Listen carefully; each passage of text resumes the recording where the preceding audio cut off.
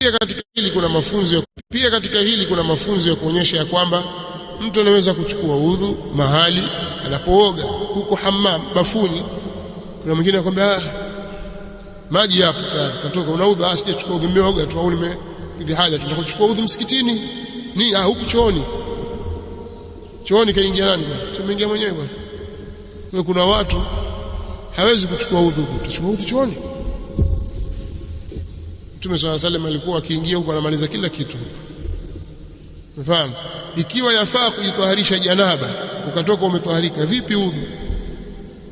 Hakikisha tu sehemu unayooga, sehemu unayotawadha au unajisafisha iko safi. Huo ndio Uislamu, kwamba hapa ni sehemu ya kukidhi haja, hapa ni sehemu ya kuoga au ya kutawadha.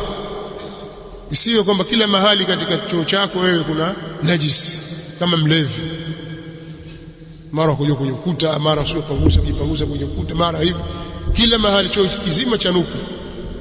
Uislamu haujafundisha namna hiyo, si katika mafunzo ya Uislamu. Kwa ni aibu ukifika katika mahali ya tulabu ilmi wako kusikia vyoo vyanuka, aibu, kuonyesha kwamba bado hawajataadab kwa adabu za Mtume sallallahu alayhi wa alihi wasallam.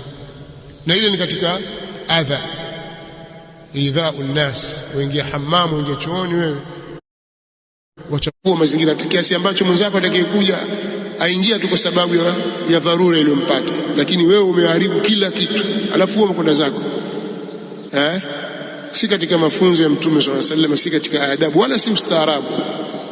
Kikawaida yetu ni ule ushamba, kuonyesha kwamba huyu ni mtu mshamba kweli kweli, kashazoea kwenda kwenye machaka huko wapi. Basi wewe vyoo kama hivi hawezi kuwa mstaarabu.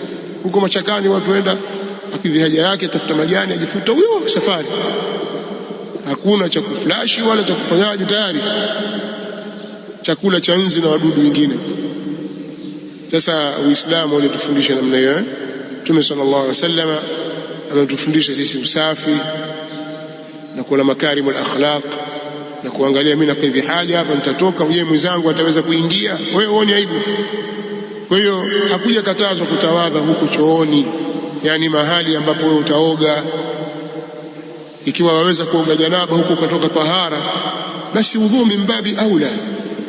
Nasema hivi kwa sababu kuna watu wana tabia hizo, kishaingia chooni katoka, nitakwenda kuchukua udhu msikitini, ajamaliza maji ya msikitini.